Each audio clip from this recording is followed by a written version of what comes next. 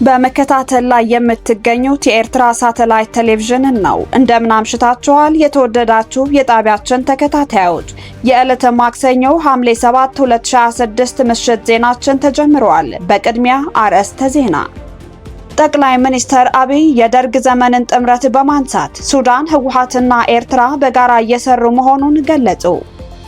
የትግራይ ወጣቶች ለሱዳን ጦር እየተሸጡ መሆናቸው ተገለጸ። መንግስት የህዝቡን የኑሮ እውነታ በቁጥር ጨዋታ ከመሸፈን ይውጣ ተባለ። ህገ መንግስቱን ቀዶ መጣል ሳይሆን መሻሻል የሚገባቸው ጉዳዮች ካሉ በህዝብ ውሳኔ ማሻሻል የመንግስት አቋም መሆኑ ተገለጸ። በኢትዮጵያ የህዝብ ለህዝብ ግጭቶች መቀነሳቸው ተገለጸ።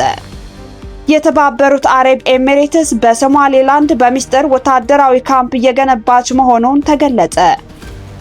የአሜሪካና የፖርቹጋል የእግር ኳስ ቡድኖች ከዓለም እግር ኳስ ዋንጫ ውድድር ተሰናበቱ። ወደ ዝርዝር ዜናዎች እናልፋለን። ከኛ ጋር ቆዩ። ጠቅላይ ሚኒስትር አብይ የደርግ ዘመንን ጥምረት በማንሳት ሱዳን፣ ህወሓትና ኤርትራ በጋራ እየሰሩ መሆኑን ገለጹ። ጠቅላይ ሚኒስትር አብይ አህመድ በዛሬው ዕለት በህዝብ ተወካዮች መሰብሰቢያ አዳራሽ ተገኝተው በሰጡት ማብራሪያ ሱዳን፣ ህወሓትና ኤርትራ በኢትዮጵያ ላይ በጋራ እየሰሩ መሆናቸውን የገለጹ ሲሆን ድርጊቱን የደርግን ስርዓት ለመጣል ከነበረው ጥምረት ጋር በሚመሳሰል መልኩ ስማቸው ያልተጠቀሱ የውጭ ኃይሎች ከጀርባ እየተሳተፉ መሆኑን ጠቁመዋል። ጠቅላይ ሚኒስትሩ በህዝብ ተወካዮች ምክር ቤት ቀርበው በሰጡት ማብራሪያ ይህ ጥምረት በኢትዮጵያ ሉዓላዊነት ላይ የሚደቅነው ምንም አይነት ስጋት እንደሌለ አስታውቀዋል። ጠቅላይ ሚኒስትር አብይ ለምክር ቤቱ ሲናገሩ ሻዕቢያ፣ ወያኔና ሱዳን ይቅርና ሌሎችም ቢጨመሩ ለኢትዮጵያ ሉዓላዊነት ቅንጣት ታህል ስጋት የላቸውም ብለዋል። የዶክተር አብይ አህመድን ክስ በተመለከተ ከህወሓት ይሁን ከሻዕቢያ እስካሁን መልስ እንዳልተሰጠበት መረጃዎች ያመላክታሉ። የትግራይ ወጣቶች ለሱዳን ጦር እየተሸጡ መሆናቸው ተገለጸ። የፕሪቶሪያው የሰላም ስምምነት ከተራ የድርድር ሂደት ባለፈ ለዘላቂ ሰላም መሰረት መሆኑን የገለጹት ጠቅላይ ሚኒስትር አብይ አህመድ በትግራይ ክልል ውስጥ አሁንም ድረስ ህዝቡን የሚያምሱና ወጣቶችን ለሱዳን ጦር አሳልፈው የሚሸጡ ኃይሎች መኖራቸውን ይፋ አድርገዋል። ጠቅላይ ሚኒስትሩ በወቅታዊና ብሔራዊ ጉዳዮች ላይ በህዝብ ተወካዮች ምክር ቤት በሰጡት ማብራሪያ የፕሪቶሪያው ስምምነት ለአገር ሰላም ሲባል የተደረገ ትልቅ እርምጃ መሆኑን አስገንዝበዋል። ፕሪቶሪያ እንደ ድርድር ብቻ መታየት ያለበት አይደለም ያሉት ጠቅላይ ሚኒስትሩ መንግስት ለሰላም ሲል ከፍተኛ ዋጋ መክፈሉንና መውረስ የሚችላቸውን በርካታ ሀብቶች ጭምር ለሰላም ዕድል ለመስጠት ሲባል ሳይነካ እንዲመለሱ ማድረጉን ገልጸዋል። ይሁን እንጂ አሁንም በክልሉ ውስጥ ሰላምን የማይፈልጉ አንዳንድ ሙሩካን የትግራይን ህዝብ እያመሱ እንደሚገኙና ሰላማዊ ህይወቱን እያስተጓጎሉበት እንደሆነ ጠቁመዋል። አክለውም እነዚህ ሰላም የሚያውኩ ኃይሎች የራሳቸውን ቤተሰቦች በአዲስ አበባና በውጭ ሀገራት በሰላምና በምቾት እያስቀመጡ በክልሉ ግን የንጹሃንን ህይወት ለመበጥበጥ እያደረጉ መሆኑን ገልጸዋል። በተለይም በአሁኑ ወቅት በርካታ የትግራይ ወጣቶች ታፍሰው በሱዳን ለሚካሄደው ጦርነት በገንዘብ እየተሸጡ እንደሚገኙ የገለጹት ጠቅላይ ሚኒስትሩ ይህ ድርጊት በአስቸኳይ ሊቆም እንደሚገባ አሳስበዋል። በመንግስት በኩል ለሰላም የተዘረጋው እጅ የጸና ቢሆንም በፕሪቶሪያው ለምን ተስማማችሁ በማለት ስምምነቱን ለማደናቀፍና አገሪቱን ወደ ሌላ ግጭት ለመክተት የሚፈልጉ ኃይሎች መኖራቸው ህዝቡ ሊገነዘበው እንደሚገባ አስገንዝበዋል። የፌዴራል መንግስት በትግራይና በአማራ ተወላጆች ላይ በተደጋጋሚ አፈሳ በማካሄድ ወደ ጦርነት እንዲገቡና እንደ ምርኮኞች ታስበው ለፕሮፓጋንዳ ዓላማ እንዲውሉ ማድረጉን ምሁራንና ተንታኞች በተደጋጋሚ ሲከሱ መታየታቸውን ዘገባዎች ያመላክታሉ። መንግስት የህዝቡን የኑሮ እውነታ በቁጥር ጨዋታ ከመሸፈን ይውጣ ተባለ። ባለፉት 5 ዓመታት የህዝቡን የኑሮ ስቃይና የመንግስት መዋቅራዊ ድክመቶችን በቅርበት ሲታዘቡ መቆየታቸውን የገለጹት የፓርላማ አባል ዶክተር ደሳለኝ ጫኔ በጠቅላይ ሚኒስትር ዶክተር አብይ አህመድ መንግስት ላይ ጠንከር ያሉ ትችትና ጥያቄ ጠይቀዋል። ስድስተኛው የፓርላማ ዘመን 5ኛ ዓመት ማጠቃለያ የመንግስት ሪፖርት በቀረበበት ወቅት ንግግር ያደረጉት የህዝብ ተወካዩ መንግስት በተለያዩ አካባቢዎች የቀጠሉትን የሰላም እጦቶችና የፖለቲካ ምህዳሩን መጥበብ ችላ በማለት በኢኮኖሚ ስኬት ስም የቁጥር ጨዋታዎችን እያቀረበ ህዝቡን እያደናገረ ነው ሲሉ ወቅሰዋል። በተለይም የማክሮ ኢኮኖሚ ማሻሻያውን ተከትሎ የመጣው ሰማይ የነካ የዋጋ ግሽበት በሚሊዮኖች የሚቆጠሩ ዜጎችን የመግዛት አቅም ያሳጣና መካከለኛውን የህብረተሰብ መደብ ያጠፋ ስውር ረሃብ መውለዱን ገልጸዋል። በትምህርት ዘርፍ በኩል የታየውን የ12ኛ ክፍል ተማሪዎች የ92 በመቶ ውድቀት ሲሉ የገለጹት ዶክተር ደሳለኝ ይህ አሳሳቢ ውጤት የመንግስትን የትምህርት ስርዓት መዋቅራዊ ኪሳራ የሚያሳይ በመሆኑ ትምህርት ሚኒስትሩ ሊጠየቁበት ይገባል ብለዋል። አያይዘውም በሀገሪቱ ሰብአዊ ቀውስ እያለ የመረጃ ማጣራት በሚል ሰበብ የእርዳታ ፈላጊዎች ቁጥር ወደ 2.3 ሚሊዮን ዝቅ ተደርጎ መቅረቡ እውነታውን የማይወክል የፖለቲካ ቁጥር መስመሪያ ነው ሲሉ ነቅፈዋል። ተወካዩ እንደ መፍትሄ ያቀረቡት መንግስት ትኩረትን ከኮሪደር ልማትና ከሪዞርቶች ግንባታ በመቀነስ ወደ መሰረታዊ አምራች ኢንዱስትሪዎች፣ ወደ ማህበራዊ ሴፍቲኔት ፕሮግራሞችና ሁሉንም የታጠቁ ኃይሎች ያካተተ እውነተኛ ብሔራዊ የፖለቲካ ድርድር ላይ እንዲያደርግ ነው። በመጨረሻም ጠቅላይ ሚኒስትሩ ችግሮችን በኃይል ከመፍታት ወጥተው ህዝቡ በአዲሱ የ2019 ዓ.ም በተግባር ሊያየው የሚችለውን ግልጽ የሰላም የጊዜ ሰሌዳ እና ቁርጠኝነት እንዲያብራሩ በይፋ ጠይቀዋል።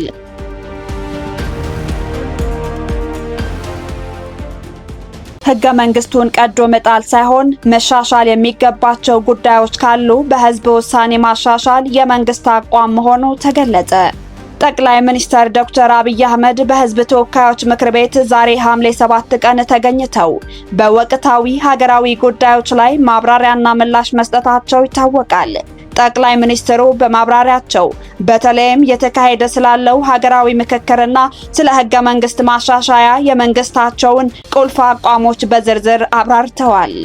በሀገራዊ ምክክሩ ዙሪያ ባስተላለፉት መልእክት ይህ ታሪካዊ መድረክ ኢትዮጵያን ወደፊት ሊወስዳት የሚችልና በቀጣይ ለሀገራችን የሚበጀውን አዎንታዊ አቅጣጫ የሚያሳይ ጠንካራ ምክረ ሀሳብ ይዞ እንደሚወጣ ሙሉ እምነት እንዳላቸው ገልጸዋል።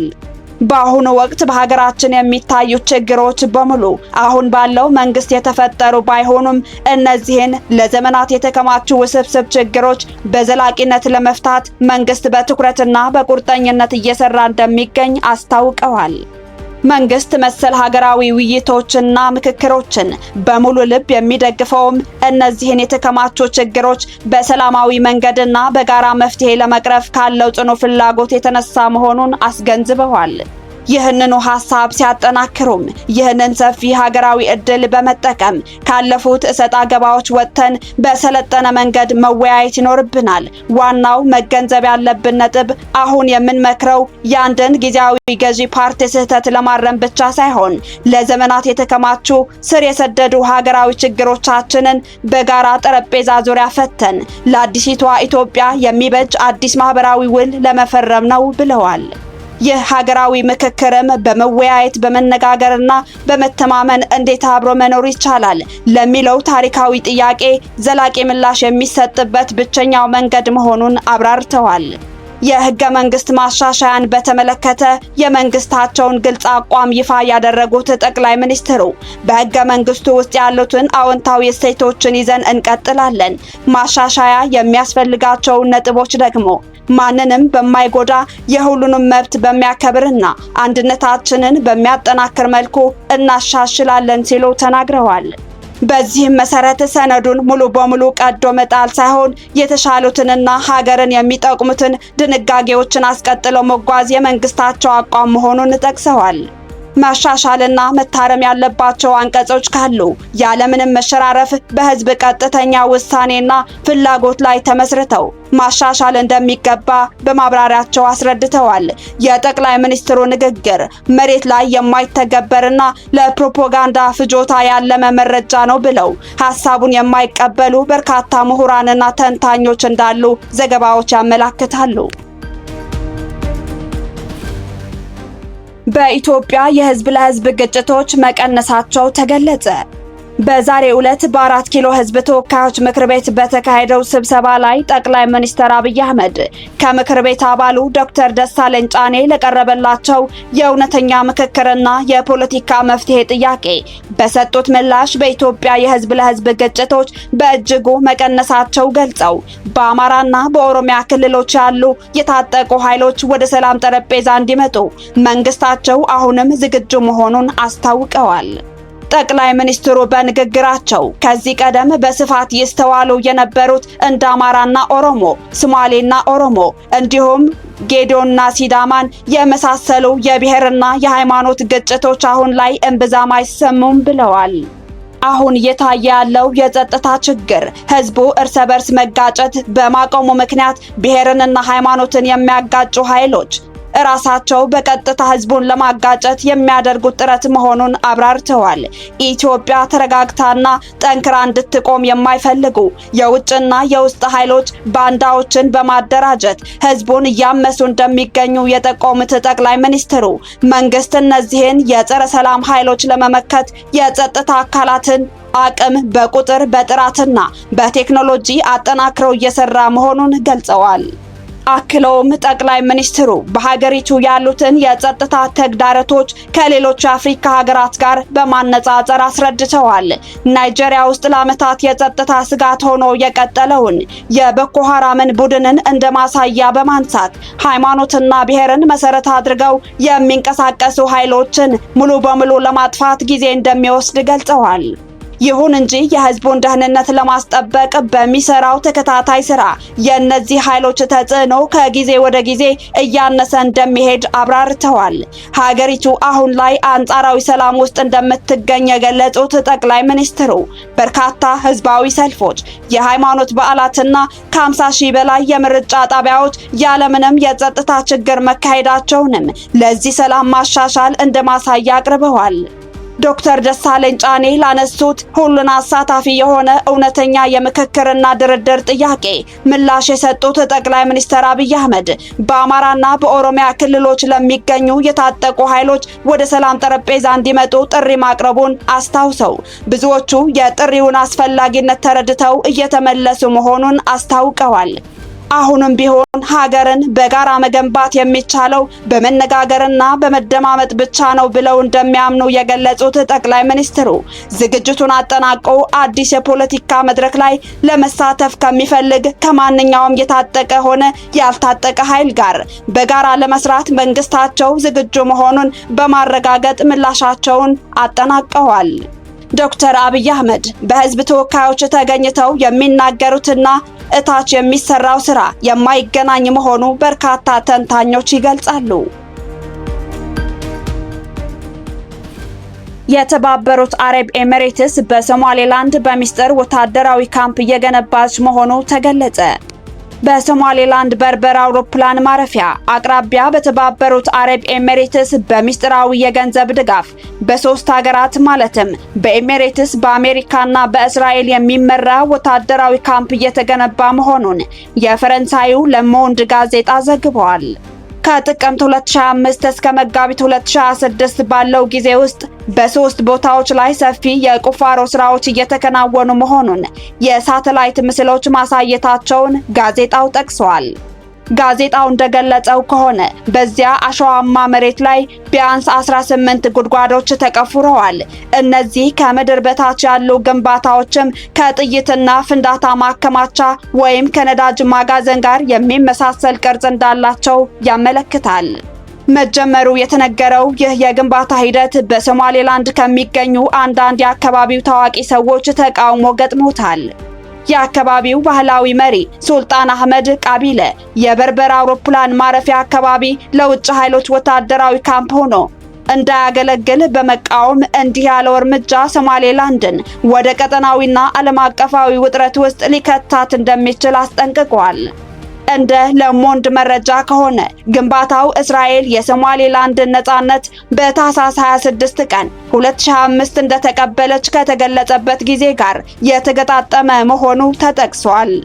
ሪፖርቱ እንዳመላከተው የእስራኤል እንቅስቃሴ በኤደን ባህረ ሰላጤ አቅራቢያ እንዲሁም የሁቲ ኃይሎች በሚንቀሳቀሱበትን የየመን ባህር ዳርቻ አቅራቢያ በመሆኑ እንቅስቃሴውን ለመቆጣጠር ያለመ እንደሆነ ይታመናል።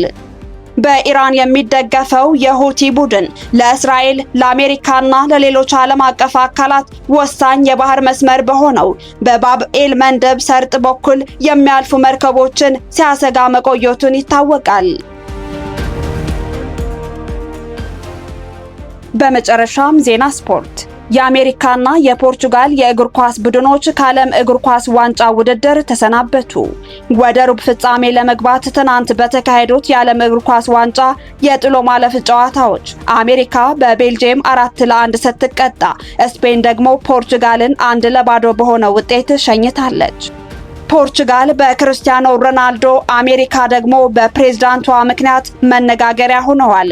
ቴክሳስ ውስጥ በተካሄደው የስፔንና የፖርቹጋል ጨዋታ ዝነኛው እግር ኳስ ተጫዋች ክርስቲያኖ ሮናልዶ በ41 ዓመቱ መሰለፉ ለቡድኑ ትልቅ ተስፋ የሰነቀ ነበር። ይሁንና ሮናልዶ የመጨረሻው በሚሆነው በዚህ ዓለም ዋንጫ የፖርቹጋል ቡድን ለሩብ ፍጻሜ አለማለፉ ክፉኛ አሳዝኖታል። ከጨዋታው ፍጻሜ በኋላም በእንባ ተውጦ ከሜዳ ወጥቷል። የዓለም ዋንጫ ህልሙ ከእንግዲህ ሳይሳካ መቅረቱ እየታሰበው መሆኑን ተነግሯል። በሌላኛው ሲያትል ውስጥ በተካሄደው የአሜሪካና የቤልጂየም ጨዋታ ከዚህ በፊት ከቦስኒያ ሄርዞጎቪና ጋር በተካሄደ ግጥሚያ በቀይ ካርድ ተቀጥቶ የነበረው ፍሎሪያን ቦሎጋን በአወዛጋቢ ሁኔታ መሰለፉ ትኩረትን ስቦ ነበር። የባላጋራውን ቡድን ተጫዋች እግር ክፉኛ በመርገጥ ቀይ ካርድ የተሰጠውን የፍሎሪያንን ቅጣት ፊፋ እንዲመረምር የአሜሪካ ፕሬዝዳንት ዶናልድ ትራምፕ ለፊፋ ፕሬዝዳንት ጂያን ኢንፋንቲኖ በስልክ መጠየቃቸው መነጋገሪያ ሆኗል። ፍሎሪያን በትናንቱ ጨዋታ እንዲሰለፍ መደረጉ አሁንም እያወዛገበ ነው። ፖለቲከኞች በእግር ኳስ ጨዋታ ውስጥ እጃቸውን ማስገባታቸውን ማስቆጣቱ ማነጋገሩን ቀጥሏል። በቀጣይ በ2030 የሚካሄደው የዓለም ዋንጫ ከዘንድሮው የ2026 የዓለም ዋንጫ ምን አዎንታዊና አሉታዊ ተሞክሮ ሊወሰድ ይችላል ትላላችሁ? በአጠቃላይ የዶናልድ ትራምፕ ጫና መፍጠርን በተመለከተስ ተገቢ ነው ወይስ ተገቢ አይደለም ትላላችሁ? ቀሪ ጨዋታዎችን በተመለከተም ያላችሁን አስተያየታችሁን ጻፉልን። የተወደዳችሁ የጣቢያችን ተከታታዮች ለዛሬ ያዘጋጀናቸው ዜናዎች በዚያው አብቅተናል። በቀጣይ የዜና ወጃ ሰዓታችን እስከምንገናኝ በያላችሁበት ቸር ቆዩ።